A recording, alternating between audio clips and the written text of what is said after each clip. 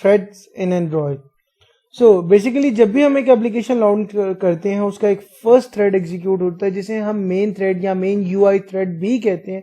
Basically ये thread responsible होता है for dispatching events to appropriate user interface विजेट as well as communicating with component from the Android UI toolkit.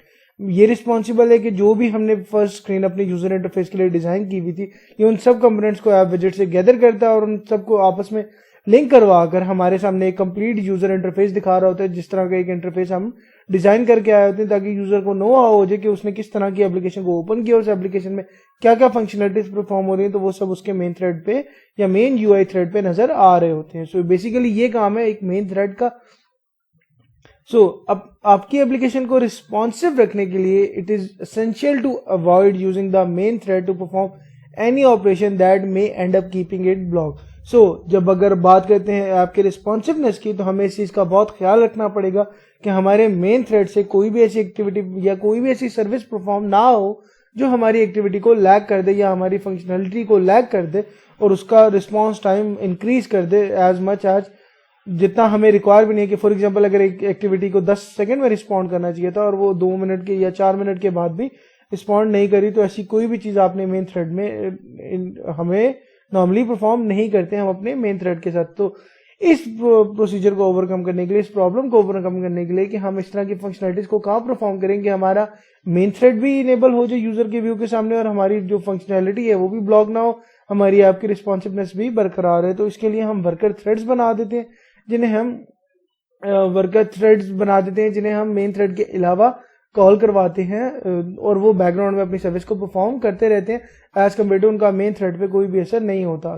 इस तरह की एग्जांपल में हमारे पास फॉर एग्जांपल नेटवर्क ऑपरेशंस आ जाते हैं या डेटाबेस कॉल आ जाते हैं कि फॉर एग्जांपल एक एप्लीकेशन ने डेटा सारा गेट करके लाना है यूजर्स का और वो किसी ऑनलाइन डेटाबेस पे पड़ा है, तो अगर तो मैं वो मेन थ्रेड पे इनेबल करवा दूंगा तो जब तक डेटा सारा डेटाबेस से गेट नहीं हो जाएगा मेरा मेन थ्रेड यूजर की स्क्रीन पे लोड नहीं होगा। तो उसको मैंने एक वर्कर थ्रेड में प्लेस कर दिया कि जब तक मेरा मेन थ्रेड तब तक लोड हो जाएगा, उस वक्त तक वर्कर थ्रेड अपना काम करके अपना सारा डेटा ले आए जो होगा और मेरे एप्लीकेशन पे वो रिक्वायर्ड डेटा मुझे वो परफॉर्म कर देगा। when they are called in main thread they are called synchronously। Main thread में एक ना करने की मकसद ये भी है कि जब भी मेन थ्रेड में हम कोई फंक्शनलिटी परफॉर्म करेंगे तो वो बेसिकली सिंक्रोनसली हो जाएगी। सिंक्रोनसली का मतलब है कि अगर एक फंक्शनलिटी अपनी एक्टिविटी परफॉर्म करेगी, एक थ्रेड अपनी फंक्शनलिटी जब तक परफॉर्म नहीं करेगा, अपनी फंक्शनलिटी कंप्लीट नहीं करेगा, वो अनरिस्पॉन्सिव रहेगा कि जब तक उसका ऑपरेशन कंप्लीट नहीं हो रहा उसमें जितनी भी फंक्शनलिटीज हैं अनटिल अनलेस वो सारी कंप्लीट नहीं होगी तो वो प्रॉपरली रिस्पॉन्ड नहीं करेगा। इस रीजन के लिए हमने सेपरेट थ्रेड बना दिए थे कि जो हमारे यूआई को ब्लॉक नहीं कर रहे थे और वो एसिंक्रोनसली बैकग्राउंड में एक दूसरे से इंडिपेंडेंट होकर अपना काम करते जा रहे थे। एंड्रॉइड के पास हमें मैनी वेज है to create and managing thread. हमारे पास मल्टीपल वेज है कि हम किस तरह से थ्रेड्स को क्रिएट करते हैं और उन्हें मैनेज करते हैं, और मल्टीपल थर्ड पार्टीज लाइब्रेरीज हैं जिनके बिल्ट इन टूल्स या बिल्ट इन कोड्स को लेकर हम अपनी फंक्शनलिटी को मजीद आसान कर सकते हैं। अब बात यह है कि किस सिनेरियो में आपने किस तरह के थ्रेड को चूज करना है। अब एंड्रॉइड की बेस पे हमारी थ्रेडिंग कंपोनेंट्स को 2 बेसिक कैटेगरी में कैटेगराइज कर दिया गया। नंबर 1 वो है कि वो थ्रेड जो आपने किसी एक्टिविटी या फ्रेगमेंट के साथ अटैच करने के, फॉर एग्जांपल कि जब आपकी एक्टिविटी या फ्रेगमेंट वो लोड होता है तो उसके साथ ही वो थ्रेड भी इनेबल हो जाए और जैसे ही वो एक्टिविटी अपना स्कोप खत्म करती है, अपनी लाइफ साइकिल कंप्लीट कर लेती है, उसी वक्त वो थ्रेड भी डिस्ट्रॉय और शट डाउन हो जाए। दूसरा वो थ्रेड जो बेसिकली आपकी एक्टिविटीज के साथ अटैच नहीं होता कि इन केस अगर आपने उसे स्टार्ट तो कर दिया था, एट सम पॉइंट आपने किसी सिनेरियो पे किसी रेफरेंस की बेस पे उस थ्रेड को स्टार्ट तो कर दिया लेकिन उसका ताल्लुक आपकी एक्टिविटी से नहीं है, वो बैकग्राउंड में तब तक चलता रहेगा जब तक वो अपनी फंक्शनलिटी परफॉर्म नहीं कर लेता, अपना कंप्लीट डेटा किसी भी ऑनलाइन डेटाबेस या किसी और स्टोरेज से प्रॉपरली गेट करके नहीं ले आते। तो ये basically beyond the life time of an activity काम करता है। अब कौन कौन से हमारे पास थ्रेड्स हैं जो एक्टिविटी के साथ काम करते हैं, उसमें फॉर एग्जांपल है हमारे पास एसिंक टास्क।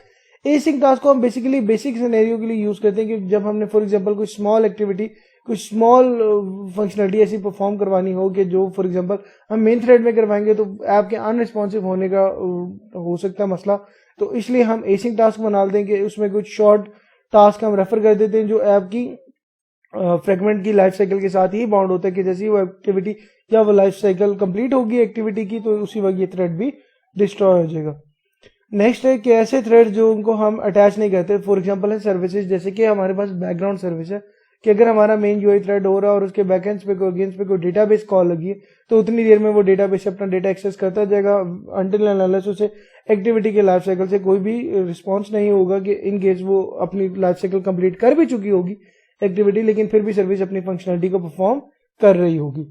सो ये बेसिकली एक सैम्पल कोड है कि किस तरह से हम एक सर्विस बनाते हैं। हम एक जावा क्लास को एक्सटेंड करवा देते हैं सर्विस से और उसमें कुछ उसके बिल्ट इन फंक्शन है, जैसे कि यहाँ पे आई बाइंडर का ऑन बाइंड फंक्शन है और इसी तरह हमारे पास ऑन स्टार्ट कमांड का एक फंक्शन है। और इसी तरह अब जो भी एक सर्विस आपने या जो भी थ्रेड आप स्टार्ट करेंगे उनको स्टॉप करना भी आपकी रिस्पॉन्सिबिलिटी होती है। तो या तो आप उसे स्टॉप सर्विस की मदद से खुद स्टॉप करें या उसमें सेल्फ स्टॉप का मेथड हम इम्प्लीमेंट कर देते हैं कि जैसे ही वो अपना काम कंप्लीट कर ले वो खुद को स्टॉप कर दे, ऑटोमेटिकली स्टॉप कर दे। तो स्टार्ट करते हैं एंड्रॉइड स्टूडियो के साथ। हम बेसिकली एक एप्लीकेशन बनाएंगे जिसमें हम देखेंगे कि एक टाइम में हम मल्टीपल थ्रेड किस तरह से चला सकते हैं। तो स्टार्ट करते हैं एंड्रॉइड स्टूडियो से। सो मेरे पास यहाँ पहले से एंड्रॉइड स्टूडियो का एक प्रोजेक्ट मैंने बना लिया है। इस स्टेप तक हम सब क्लियर हैं कि एंड्रॉइड स्टूडियो में जाकर एक नया प्रोजेक्ट किस तरह से बनाते हैं, किस तरह से एक एक्टिविटी को क्रिएट करते हैं, उसको नाम देते हैं और कौन कौन सी डिजायर फील्ड या रिक्वायर्ड एट्रीब्यूट्स या प्रॉपर्टीज हमारे पास एक एंड्रॉइड प्रोजेक्ट बनाने के बाद अवेलेबल हो जाती है। जैसे मेरे पास यहाँ एक मेन एक्सएमएल फाइल है और उसी तरह उसके अगेंस्ट एक जावा फाइल है। हम जब जब एक एक्टिविटी क्रिएट करेंगे उसके अगेंस्ट हमें दो फाइल्स मिलेंगी, एक एक्सएमएल और दूसरी क्लास फाइल या जावा फाइल। और इसी तरह मैनिफेस्ट फाइल है जिसमें इन तमाम एक्टिविटीज या तमाम सर्विसेज का रिकॉर्ड अवेलेबल होता है। हम जितनी भी एक्टिविटीज बनाएंगे वो ऑलरेडी यहाँ पे रजिस्टर्ड भी होती रहेंगी। हम रिलेटिव लेआउट में बात करते हैं कि फॉर एग्जांपल मैं दो थ्रेड बनाना चाह रहा हूँ तो मैं यहाँ एक ही बटन बना देता हूँ जिसके अगेंस्ट मैं बात कर रहा हूँ कि मैंने एक ही बटन के अगेंस्ट दो थ्रेड बनाना है। तो फॉर एग्जांपल कुछ इस तरह से कि मैं यहाँ एक प्लेन टेक्स्ट की फील्ड ले लेता हूँ। मैं कुछ इस तरह से बना रहा हूँ कि इस प्लेन टेक्स्ट के मैं यूजर से मैं कुछ डेटा रिक्वायर्ड करूंगा कि मैं चाहूंगा कि यूजर यहाँ पे कोई नेम या कोई वैल्यू एंटर करे और यहाँ पे एक बटन है जिसको प्रेस करने पे क्या होगा, हमारा यूजर जो भी डेटा यहाँ एंटर करेगा और उसको एंटर करने के बाद जब वो इस बटन को प्रेस करेगा मैं इसकी आईडी बटन ही कर देता हूँ ताकि हमें याद रहेगी कि हमने इसकी आईडी क्या रखी थी। और मैं चाह रहा था कि जब मेरा यूजर यहाँ पे कोई नेम एंटर करे और उसके बाद इस बटन को प्रेस करे तो जो भी डेटा वो यहाँ प्लेस करेगा वो यहाँ पे लाकर मुझे इस टेक्स्ट व्यू में नीचे नजर आ जाना चाहिए। मुझे किसी और स्क्रीन पे नहीं, मैं इसी स्क्रीन पे देखना चाह रहा हूँ तो मैं इसका नाम फॉर एग्जांपल टेक्स्ट व्यू 1 रख देता हूँ कि यूजर ने जो भी डेटा यहाँ एंटर करने के बाद जब इस बटन को प्रेस किया तो यहाँ जो भी डेटा लिखा था उसको लाकर मैंने थ्रेड की मदद से यहाँ लोड कर दिया। अब बात थी थ्रेड की कि हमने एक टाइम में मल्टीपल डेटा दिखाना था तो एक टेक्स्ट व्यू में और बना लेता हूँ कि सेम सिनेरियो में कि लाइक इस बटन के प्रेस होने पे ये दोनों टेक्स्ट फील्ड में वैल्यू लोड होगी। एक में तो वो वैल्यू लोड होगी जो यूजर यहाँ पे प्लेस करेगा और दूसरे में कोई भी बाय डिफॉल्ट मैसेज हम ला के प्लेस यहाँ कर सकते हैं। तो हम इसका नाम टेक्स्ट व्यू 2 रख देते हैं। तो यहाँ मैंने दोनों टेक्स्ट व्यूज भी बना दिए। अब कंटिन्यू करते हैं इसकी जावा फाइल के साथ। मैं यहाँ सारे फंक्शंस ग्लोबली डिक्लेयर बना कर लेता हूँ ताकि हम अगर ऑन क्रिएट के अलावा भी किसी फंक्शन में काम करेंगे तो हमारे पास वो वेरिएबल्स वो एक्सेस होंगे। तो यहाँ पे मैंने फॉर एग्जांपल टेक्स्ट व्यू बनाए थे जिसका नाम फॉर एग्जांपल मैं टेक्स्ट व्यू 1 और 2 रख देता हूँ। तो मैंने दो टेक्स्ट व्यू के बनाए थे तो मैंने भी यहाँ पे दो टेक्स्ट व्यू के वेरिएबल्स बना दिए। फिर मैंने एक बटन बनाया था तो मैंने बटन का भी एक ऑब्जेक्ट बना दिया। सेम ऐसे एक एडिट टेक्स्ट था जिसमें यूजर डेटा एंटर करता तो यहाँ एक एडिट टेक्स्ट की फील्ड भी हमारे पास बन गई है।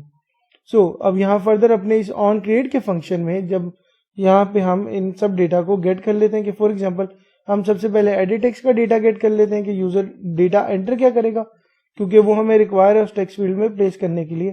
तो हम फाइंड व्यू बाय आईडी से इसको r.id.editText हमने इसकी आईडी जाके कंफर्म कर लेते हैं कि इसकी आईडी हमारे पास क्या है। तो इसकी आईडी है हमारे पास एडिट टेक्स्ट 2। तो हम उस 2 वाली आईडी को यहाँ गेट कर लेते हैं। तो यहाँ मैंने इसको गेट कर दिया और इसी तरह मैंने एक बटन के रेफरेंस से बटन की आईडी भी ले ली कि बटन क्योंकि मैंने इस बटन के अगेंस्ट कुछ फंक्शन लगाने जैसे मैंने बात की थी हमने थ्रेड इस बटन के क्लिक पे चलाने तो हम इस बटन के आईडी से भी बटन का रेफरेंस अपने पास सेव करवा लेते हैं इस बटन वेरिएबल में। तो हमने इसका नाम बटन रखा था तो यहाँ हमने बटन सेट करवा दिया। अब इस बटन के अगेंस्ट मैं दो थ्रेड के फंक्शन बनाऊंगा तो मैं फॉर एग्जांपल यहाँ पहले बटन का के अगेंस्ट एक ऑन क्लिक लिस्टनर बना देता हूँ कि मैं इस बटन के अगेंस्ट जो फंक्शन करूंगा वो मैंने कहाँ प्लेस करना है। तो मैं इसके सेट ऑन क्लिक लिस्टनर में new view dot on click listener से एक क्लिक का फंक्शन बना लूंगा जो ऑलरेडी मेरे पास यहाँ पे क्लिक आ गया। अब यहाँ पे मैं दो फंक्शन डिफाइन करने लगा। नॉर्मली हमने उन्होंने डिफाइन नहीं किया लेकिन हम उनके नाम लिख लेते हैं जिन्हें हम अपनी एप्लीकेशन में यूज करने वाले हैं। तो पहला है रन थ्रेड एक फंक्शन बना दिया और इसी तरह मैंने एक फंक्शन बना दिया रन थ्रेड 2 के नाम से। सो यहाँ दो फंक्शन के नाम मैंने लिख दिए, लेकिन अभी तक हमने इनको डिफाइन नहीं किया, इसलिए वो हमें एरर शो करे कि फंक्शन आपके पास डिफाइन नहीं है। अब हम इन फंक्शंस को डिफाइन करेंगे। रन थ्रेड क्या काम करेगा? रन थ्रेड क्या करेगा? जो आपका डेटा इस एडिट टेक्स्ट की फील्ड में आ रहा होगा वो लाकर आपके इस टेक्स्ट व्यू 1 के फॉर्मेट में जाके सेव करवा देगा। और इसी तरह रन थ्रेड 2 में हम सेम टाइम पे काम करेंगे कि कोई भी डिफॉल्ट मैसेज लेकर दूसरे टेक्स्ट व्यू में सेव करवा देंगे। हाँ, तो बेसिकली ये सिनेरियो हम यहाँ कवर इस तरह कर रहे हैं कि हम एक ही बटन के क्लिक पे दो थ्रेड्स को चला रहे हैं, दो फंक्शनलिटीज को एट द सेम टाइम उनके अपने अपने वर्कर थ्रेड में लोड करने वाले हैं। सो इस ऑन क्रिएट के फंक्शन से बाहर निकल के मैं पहले इस पब्लिक वॉइड टाइप का, क्योंकि इसने कुछ एम्प्टी रिटर्न करेगा, तो मैं एक वॉइड टाइप का रन थ्रेड जो हमने पहले से नाम डिफाइन किया था हम रन थ्रेड बना देते हैं। अब इस रन थ्रेड में हम क्या करने वाले हैं? हम इस रन थ्रेड में जो डेटा फॉर एग्जांपल यूजर ने बाहर एंटर किया, वो जिस भी फील्ड में एंटर, जो फील्ड हमने इसको दी थी उसने जो फील्ड में डेटा एंटर किया, हम उस फील्ड का जो डेटा था वो लाकर गेट करने वाले हैं और उस फील्ड में जाके सेव करवाने वाले हैं। तो मैं यहाँ एक स्ट्रिंग टाइप का एक वेरिएबल बना लेता हूँ कि फॉर एग्जांपल मैं यहाँ से वो नेम जो बाहर से आया था वो, और उसको मैंने इस एडिट टेक्स्ट के रेफरेंस से गेट कर लिया कि edit text dot gate text dot to string के जो भी डेटा आ रहा है वो एक स्ट्रिंग की फॉर्मेट में आ जाएगा। कि मतलब चाहे वो कोई डेटा नाम है या कोई यूजर नेम है, तो वो मैंने उसको एज अ स्ट्रिंग ही सेव करवा लिया। अब मैं क्या करूंगा? मैं इसको एक डिफरेंट रेफरेंस से बनाऊंगा कि यहाँ मैं एक थ्रेड टाइप का एक ऑब्जेक्ट बना लेता हूँ फॉर एग्जांपल टी, और मैं उस टी के रेफरेंस से कि मैं उस टी को एक न्यू थ्रेड बना दूंगा। और उस थ्रेड में मैं क्या पास कर रहा हूँ? मैं इसमें एक न्यू रनेबल, हमारे पास ये थ्रेड के रिक्वायर्ड कंपोनेंट्स है न्यू रनेबल, तो जब जब हम न्यू रनेबल करेंगे वो हमें रन का एक फंक्शन बना देगा, और इस रन के फंक्शन में अब जाके हम अपनी कुछ फंक्शनलिटी परफॉर्म करेंगे। सो जब हमने यूआई को थ्रेड पे रन करना है, तो हम यहाँ उसका एक बिल्ट इन कंपोनेंट है कि हमारे पास है रन ऑन यूआई थ्रेड, जिसमें कोई रनेबल एक्शन के for example new runnable action perform करेंगे, तो इसने मुझे अगेन एक रन का फंक्शन बना के दे दिया। तो आपने जब जब थ्रेड पे चलाना है आपने ये वाले फंक्शन को कॉल जरूर करना है, रन ऑन यूआई थ्रेड। सो इसमें हमने क्या बात की थी कि हम अपने उस टेक्स्ट व्यू में जाके, कि फॉर एग्जांपल मैंने टेक्स्ट व्यू 1 में जाके सेट कर देना था कौन से टेक्स्ट को, इस नेम को जो हमने बाहर से यूजर से लेकर आ रहा था, डेटा जो भी यूजर बाहर से एंटर कर रहा था उसको हमने ला के यहाँ पे सेट कर देना है। तो हम फॉर एग्जांपल उस नेम को, क्योंकि वो कह रहे हैं वेरिएबल नेम इनिशियली डिक्लेयर हुआ है तो हम इसे फाइनल कर देंगे, क्योंकि ये लोकल डिक्लेयर हुआ है तो हमने इसे फाइनल बना दिया कि यहाँ पे जो हुआ रहा है ये इसका रेफरेंस इसी से है, और इसी तरह यहाँ पे इसको सेमीकोलन सेपरेट कर। तो अब यहाँ पे हमारा रन थ्रेड बन गया और हम इस रन थ्रेड को स्टार्ट भी कर लेते हैं यूजिंग टी की प्रायोरिटी। तो हम इसको रन करने की ऐसे हमें अलग से जरूरत नहीं, क्योंकि अब क्या होगा जब ये थ्रेड रन होगा उस बटन की क्लिक के अगेंस्ट, तो उस वक्त ये क्या करेगा, हमारे इस टेक्स्ट व्यू 1 में जाके हमारा वो टेक्स्ट सेट कर देगा। लेकिन हमने इसको थ्रेड के रेफरेंस से बनाया था, तो हम इस थ्रेड के रेफरेंस को सेट भी कर देते हैं कि इसको हम यहाँ पे इस फील्ड के बाद उस थ्रेड को स्टार्ट कर देंगे कि हमने यहाँ पे इस थ्रेड को स्टार्ट कर दिए कि जो भी यहाँ डेटा आएगा उस थ्रेड के रेफरेंस से उसमें नाम इस टेक्स्ट फील्ड में जाएगा और हमारा वो थ्रेड वाला फंक्शन स्टार्ट हो जाएगा। सेम एज हम थ्रेड रन थ्रेड 1 बना देते हैं कि हमने बात की थी रन थ्रेड 1 जिसमें हमने कोई बाय डिफॉल्ट मैसेज दिखाना था, तो मैंने यहाँ रन थ्रेड 2 बना दिया जिसमें फॉर एग्जांपल मैंने बात की थी कि उसी तरह हम रन ऑन यूआई थ्रेड बनाएंगे कि ऑन यूआई थ्रेड जिसमें हम न्यू रनेबल पास करेंगे, और हमने बात की थी कि हमें एक रन का फंक्शन बना देगा। अब इस रन के फंक्शन में क्या करूंगा, मैं सिंपली टेक्स्ट व्यू 2 में मैंने जाके उस सेट कर दिया टेक्स्ट को। क्या टेक्स्ट सेट किया, फॉर एग्जांपल मैंने लिख दिया कि hello this is my thread example. मैंने कोई भी बाय डिफॉल्ट मैसेज सेम करवा दिया। करवाने का मकसद ये है कि एक टाइम में हम दोनों को चेक कर रहे थे कि दोनों एक टाइम में किस तरह से अपना काम स्टार्ट करेंगे। सो इसको हमने थ्रेड के रेफरेंस से नहीं बनाया था, तो इसको अलग से ऐसे स्टार्ट करवाने की जरूरत भी नहीं है। एक सिनेरियो यहाँ और भी कर सकते हैं कि अगर इस ड्यूरेशन में कोई थ्रेड एक्सेप्शन हैंडल आ जाते हैं, कोई इशू आ जाता है, तो उस एक्सेप्शन को भी हम हैंडल कर लेते हैं। तो यूजिंग ट्राई ब्लॉक हम एक्सेप्शन को भी हैंडल कर लेते हैं कि ट्राई कर लेते हैं। फॉर एग्जांपल मैं इस थ्रेड को स्लीप करवा दूंगा अगर कोई एक्सेप्शन अगर होती है, तो thread dot sleep for example मैंने 1000 मिलीसेकंड के लिए उसे सेव करवा दिया। अब वो इसका कैच भी रिक्वायर कर रहा है, तो कैच जिसमें मैंने इंटरप्टेड एक्सेप्शन के नाम से कुछ एक एक्सेप्शन है मेरे पास बिल्ट इन, ये उसका एक ऑब्जेक्ट बना दिया और मैंने क्या किया E dot print stack trace इसका बिल्ट इन फंक्शन यूज करते हुए कि अगर कोई एक्सेप्शन आएगी तो ये उसको खुद ही हैंडल कर लेगा, और इसी तरह आपने टेक्स्ट व्यू 2 में एक मैसेज सेव करवा दिया। सो अब इसने क्या किया, इन दोनों बटन, यहाँ पे एक ही बटन के अगेंस्ट मेरे दो फंक्शन एक एट सेम टाइम चलेंगे। एक क्या करेगा, मेरे यहाँ से डेटा जो भी यूजर एंटर करेगा वो लाके टेक्स्ट व्यू में सेट करेगा, और दूसरा जो बाय डिफॉल्ट मैसेज हमने सेट किया एट सेम टाइम वो यहाँ पे लाकर सेट कर देगा। हमारे पास थ्रेड में एक फंक्शनलिटी और भी है कि हम इसकी प्रायोरिटी भी सेट कर सकते हैं कि हमने कौन से थ्रेड को पहले चलाना है। तो उसके लिए हमें थ्रेड का रेफरेंस, जैसे हमने अपने रन थ्रेड के फंक्शन में यूज किया, तो हम इसको यहाँ पे इसी थ्रेड के रेफरेंस से इसकी प्रायोरिटी भी सेट कर सकते हैं कि सेट प्रायोरिटी में हमारे पास 3 ऑप्शन है कि किस किस तरह की प्रायोरिटी हम सेट कर सकते हैं। तो फॉर एग्जांपल मैं इसकी प्रायोरिटी हमारे पास जो है वो देख लेते हैं कौन सी टाइप की है। तो थ्रेड के रेफरेंस से आप यहाँ देख रहे हैं मैक्स प्रायोरिटी है, मिनिमम प्रायोरिटी है, नॉर्मल प्रायोरिटी, और उस के अगेंस्ट कोई वैल्यू भी है कि मैक्सिमम प्रायोरिटी की वैल्यू 10 है, मिनिमम की 1 है और नॉर्मल की 5 है।